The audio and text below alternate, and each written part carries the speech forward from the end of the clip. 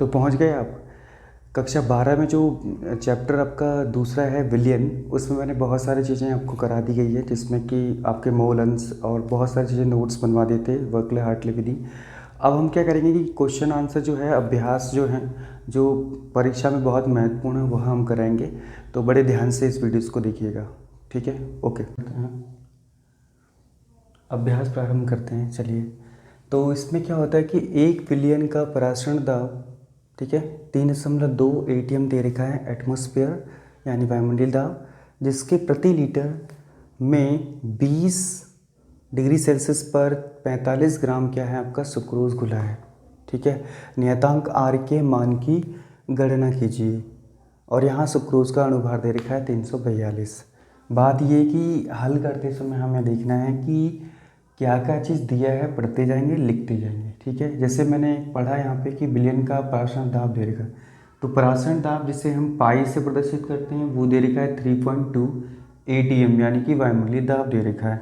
आगे बढ़ते हैं, जिसके प्रति लीटर में 20 डिग्री सेल्सियस, यानी ये परम ताप दे रखा है, ये एब्सोल्यूट टेम्परेचर दे रखा है T, ठीक है, और ये होता है 20 डिग्री सेल्सियस।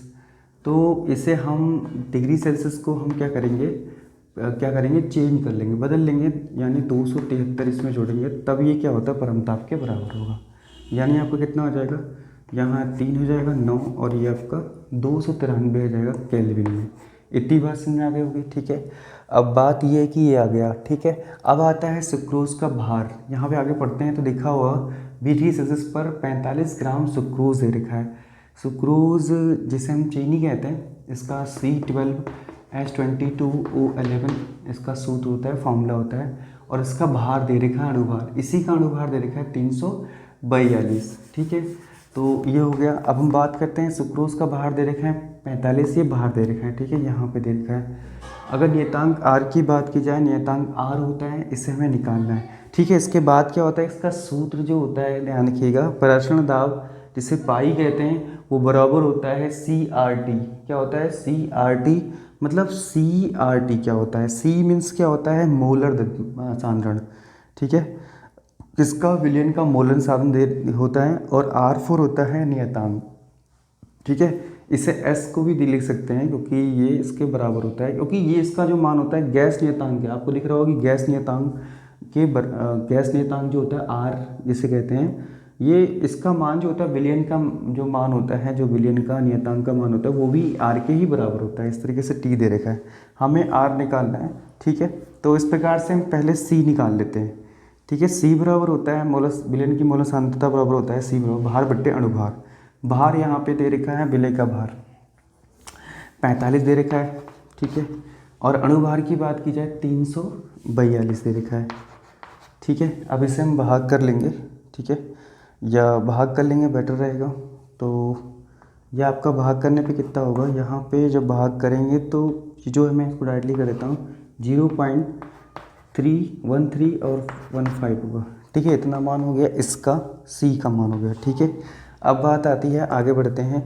तो सूत्र हमारे पास पता ही है, क्या है आपका, पाई CRT, मान रख देंगे। इस पाई का मान दे रखा है, ये देखिए आपका 3.2, और इसके बाद C का मान दे रखा है, अभी निकाला हमने 0. आपका 1315, ठीक है। R का मान निकालना है हमें, R यहीं रहने देंगे जैसे है, और T का मान हमें अभी निकाला सर 293, तो 293 ये हो गया आपका। अब हमें क्योंकि चीज़ गुणा में है तो बट्टे में जाएगी, तो जो R होगा आपका, R क्या होगा यहाँ पे, R बराबर हो जाएगा आपका 3.2 बट्टे हो जाएगा आपका 0.1315 गुणा आपका 293, ठीक है, ओके।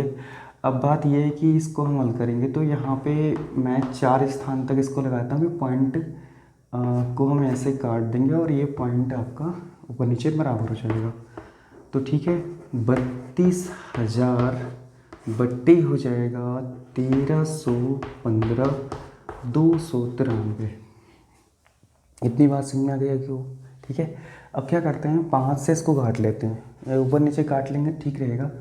तो ये 5 से काटने पर कितना होगा, यहाँ पे 2 बार कटेगा, 31 हो जाएगा, 31 हो जाएगा ना, तो 6 बार कटेगा। ठीक है, अब यहाँ एक बच्चे आएगा, 15 हो जाएगा, तो 3 बार कटेगा। अब ये जो काटेंगे तो 32 हो गया, तो कितनी बार आपका 6 बार कटेगा।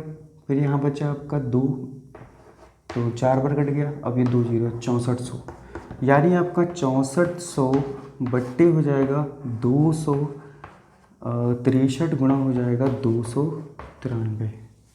ठीक है, तो इतना हो जाने के बाद आपका आगे हो जाएगा। ठीक, तो अब इसकी क्या करना है हमें, 6400 नीचे हो जाएगा आपका 77, आपका 5 हो जाएगा। ठीक है, 77 आपका 5 हो जाएगा। इस तरीके से 5 आपका 9 हो जाएगा। ये थोड़ा देख लिया गुणा करके, गुणा करने टाइम लगेगा। अब बात ये है कि इसको भाग देना है। ठीक है, तो भाग देने चलते हैं हम यहाँ पे। ठीक है, तो यहाँ आपका कितना हो जाएगा, ये आपका 6400 हो जाएगा। ठीक है, और यहाँ पे आपका 77059। ठीक है, अब इसमें हमें भाग देना है इसको। ठीक है, इसमें इसको भाग देना है, तो कैसे जाएगा आपका, ये आपका 5 स्थान तक, ये 4 स्थान तक जीरो लगा के पॉइंट बढ़ा देंगे, जीरो लगा देंगे। ठीक है, तो ये तो अभी कितना हुआ, 64,000 हुआ। ये तो पहले से ही 75,000 है। ठीक है, तो क्यों ना एक और जीरो लगा देते हैं, यहाँ जीरो बढ़ जाएगा। अब ठीक है, क्योंकि 6,40,000 हो जाएगा। ठीक है, तो तकरीबन अगर हम बात करें तो यहाँ पे कितनी बार दफ़ा जा सकता है, अगर हम 9 बार देखें तो 9 बार जो होगा, यहाँ पे 9 बार से गुणा करेंगे तो 63। अगर यहाँ पे कोई हासिल भी आता है, यहाँ पे 63 यहाँ पे भी होगा, 63 इस पर भी होगा। 9 से गुणा कर रहा हूँ मैं, तो 9 से गुणा करूँगा 63 ही हो जाएगा, तो 6 हासिल आएगा। तो यहाँ पे कितना आएगा, फिर 63 आएगा। फिर इसमें 9 जोड़ेंगे तो आपका क्या हो जाएगा, आगे बढ़ जाएगा। तो क्यों ना हम यहाँ पे 8 बार दें। ठीक है, 8 बार देंगे तो उसमें कितना होगा आपका, 8 निम 72 हासिल 2 7 हो जाएगा यहाँ पे। ठीक है, हासिल 7 हो जाएगा, और 8 पंचे 40 और 7 जोड़ेंगे तो 47। ठीक है, अब आता है इसकी बारी, फिर ये 7 के साथ 56, फिर यहाँ पे आपका 56 का 5 हो जाएगा, हासिल लगा 5 हो जाएगा। उसके बाद फिर 8, अब इसमें कितनी बार देंगे आपका, फिर आपका 56 में हम जोड़ेंगे आपका 5, तो तकरीबन यहाँ पे जो होगा आपका, ये ना सॉरी इधर होगा ना। ठीक है, आपका जोड़ेंगे तो 56 में जोड़ रहे हैं आपका 5 जोड़ रहे हैं। ठीक है, 56 में 5 जोड़ेंगे तो आपका 61 हो जाएगा। घटा देंगे तो यहाँ पे कितनी हो जाएगा, 2 सॉरी 8 में, हाँ 10 में से 2 गया 8 हो जाएगा। 9 में से 7 गया, आपका कितना आ जाएगा, 9 में से 7 2 हो जाएगा। यहाँ बचा 9 में से 7 4, आपका 5 हो जाएगा। ठीक है, अब 9 में से 4 6 गया, आपका कितना आ जाएगा, 9 में से 6 गया आपका 3 हो जाएगा। यहाँ बचा 3 में से 1 गया, आपका 2 हो जाएगा। इस प्रकार से इतना आ गया।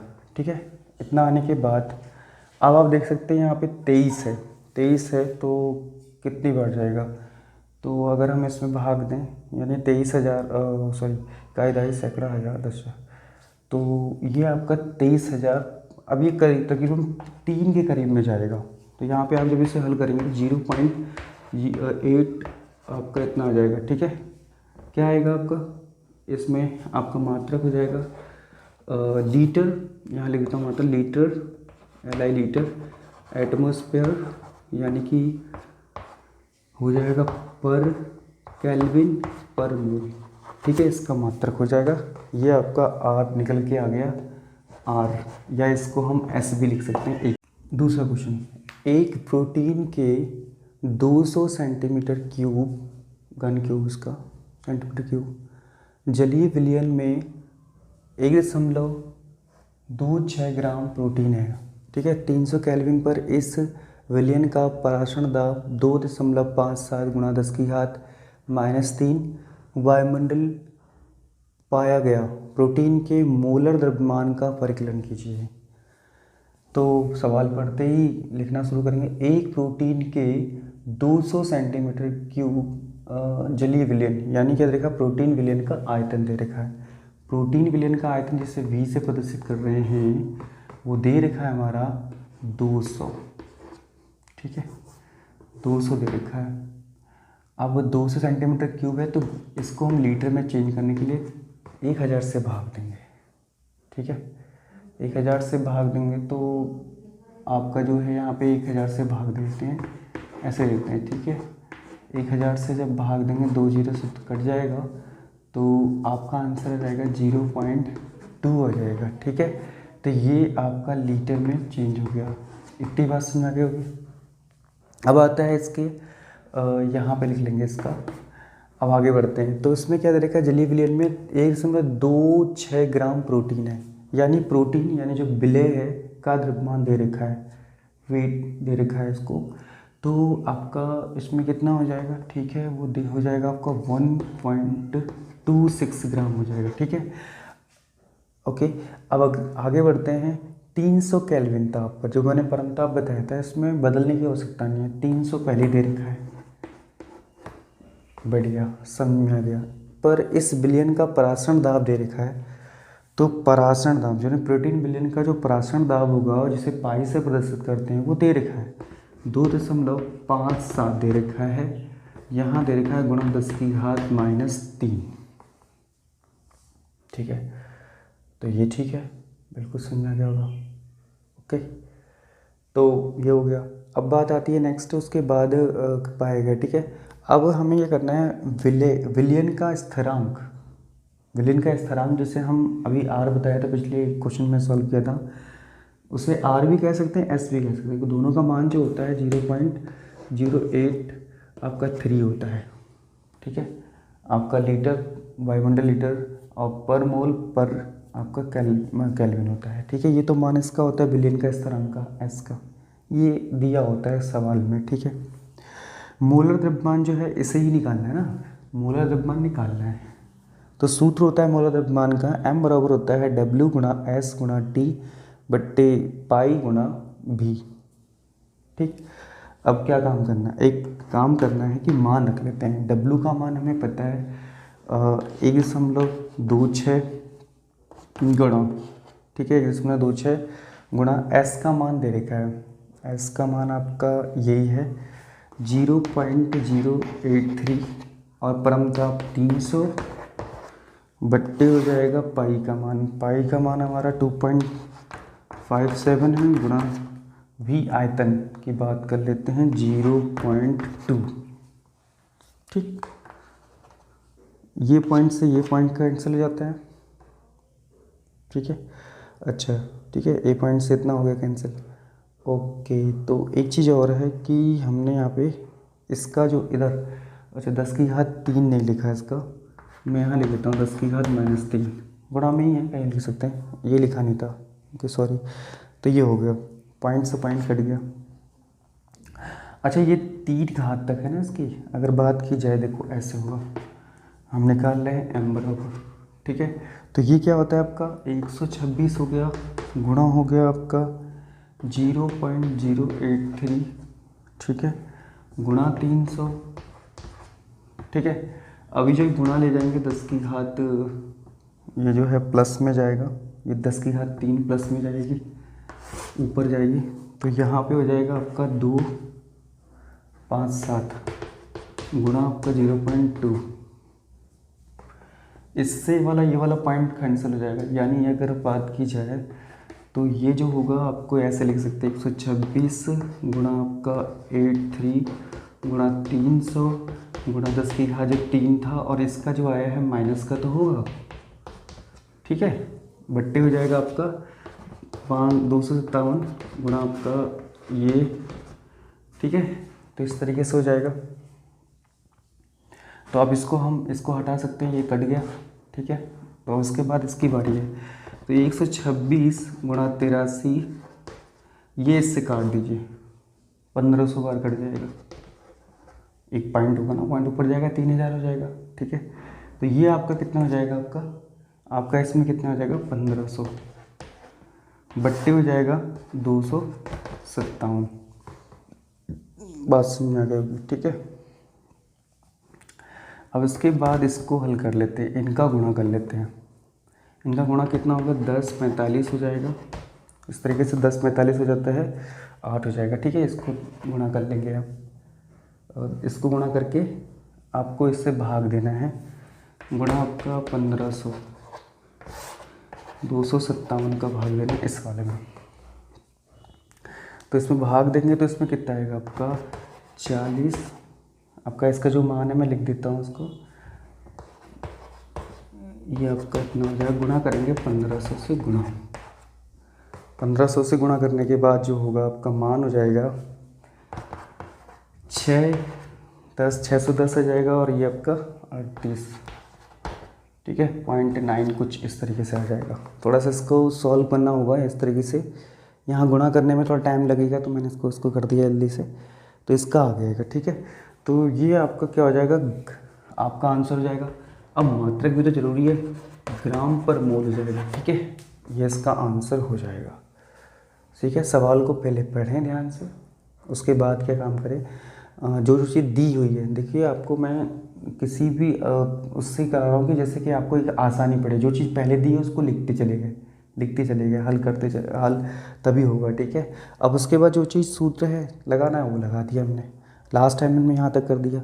इसको गुणा करेंगे तो इसके साथ 1500 गुणा करने पे आ जाएगा। जो है उसका अनुभार दे रखा है 180 के 0.5% विलियन का 18 डिग्री सेल्सियस पर परासरण दाब की गणना करना है, ठीक है। तो ये बात ध्यान रखना, और इसमें पहले से ही एस का मान यानी आर का मान दे रखा है 0.083 लीटर एटमॉस्फेयर पर आपका मोल पर केल्विन होगा, ठीक है। अब थोड़ा हल करते हैं तो सबसे पहले ये समझिए कि 0.5% का मतलब क्या होता है।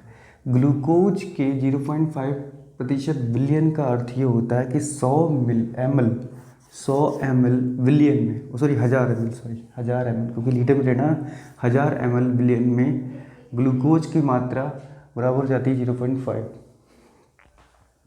फिर से करते हैं, ओके। तीसरा क्वेश्चन शुरू करते हैं। तो ग्लूकोज दे रखा है आपका, ग्लूकोज अणुभार दे रखा है उसका 180 के 0.5% विलियन का 18 डिग्री सेल्सियस पर परासरण दाब की गणना करना है, ठीक है। साथ एक दे रखा है इसमें एस बराबर यानी आर बराबर दे रखा है आपका, विलियन का स्थिरांक दे रखा है आपका 0.083, ठीक है, 83 लीटर आपका एटमॉस्फेयर पर मोल पर केल्विन दे रखा है। अब हल करते हैं, तो सबसे पहले ये समझ लीजिए ग्लूकोज के 0.5% विलियन का अर्थ क्या होता है, 1000 ml में, क्योंकि 1 लीटर में लेना है, तो 1000 ml विलियन में ग्लूकोज की मात्रा जो होगी यानी विलय की मात्रा जो होगी 0.5 ग्राम होगी, ठीक है। अब ग्लूकोज का अणुभार दे रखा है यहाँ पे, कितना दे रखा है, 180 दे रखा है। बात समझ आ गई, इतनी बात समझ आ गई। अब उसके बाद क्या करना है, अब आप इसे हल करेंगे आगे, तो आगे पढ़ते जाते हैं क्या क्या दे रखा। और ग्लूकोज के विलयन की सांद्रता जो होगी उसको, इतना तो सारी चीज़ें लिखी थी वो हमने कर लिया। अब जो सांद्रता होती है जिसे सी कहते हैं, या मोलर सांद्रता जो होती है वो सी बराबर होता है भार बट्टे अणुभार होता है, ठीक है, भार बट्टे अणुभार होता है, ठीक। तो आप यहाँ पे लिख सकते हैं कि क्या होगा आपका 0.5 बट्टे आपका 180 हो जाएगा, ठीक है, उसका हो जाएगा मान।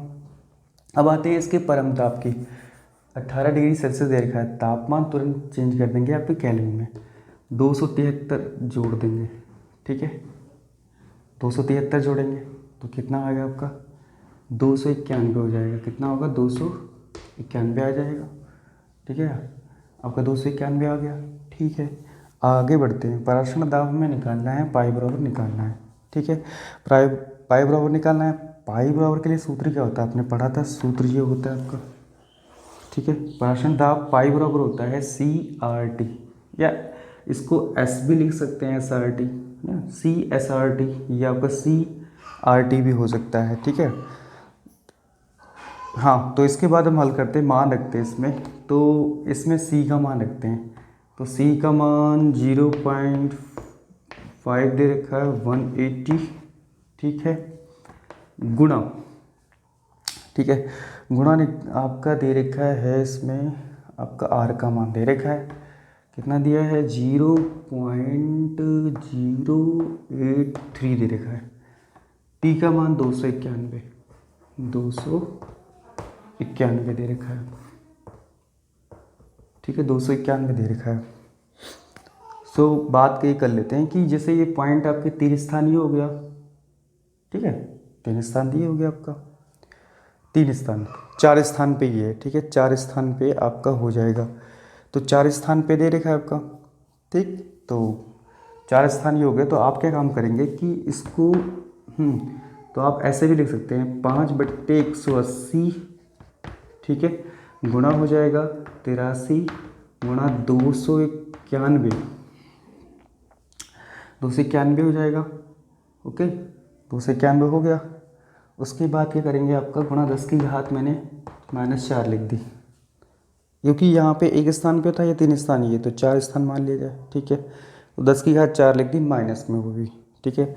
इसको काट दिया गया 36 बार, ठीक है, हो जाएगा 36 बार, बिल्कुल 5 से कटेगा 36 बार। तो बात ये हो गई, कितना हो गया आपका यहाँ पे 83, ठीक है, 83 गुणा 291 आपका दे बट्टे हो जाएगा 36। और एक बात और है, गुणा 10 की घात कितना है -4 हो जाएगा, ठीक है, ठीक है। तो इसका जो गुणा होगा, ठीक है, आपका इस तरीके से ये हो जाएगा, ठीक, 36 रहने दीजिए। अब गुणा करने में टाइम लगता है, इसलिए मैंने इसको कर दिया आपका, ठीक है। अब बात आती है इसके भाग की। तो जब भाग देंगे तो चौथे स्थान पे आ जाएगा। ओके, तो यहाँ पे इसका जो भाग देंगे तो ऐसा ही कुछ आएगा। तो गुणा 10 की घात यहाँ पे 4 ये हो जाएगी, ठीक है। तो ये चीज़ समझ में आ गई होगी, ठीक है। अब इसके बाद क्या है, ये 4 लगा रखा है। अब क्या करेंगे, पॉइंट खिसकाएंगे हम, चौथे स्थान पे लेके आएंगे। तो भाई आपका 0 पॉइंट आ जाएगा। तो कितना आएगा, 6 6 3 6। तो इसको आप लिख सकते हैं यहाँ पे, इस पे यहाँ पे लिख सकते हैं आपको यहाँ पे इसका, क्योंकि यहाँ पे एक स्थान तक शुद्ध मानते हैं तो 0.7 लिख सकते हैं। और यही हमारा क्या हो जाएगा, उत्तर हो जाएगा, ठीक है। प्राशन दाब हो जाएगा आपका, दाब आ जाएगा, ठीक है। तो ये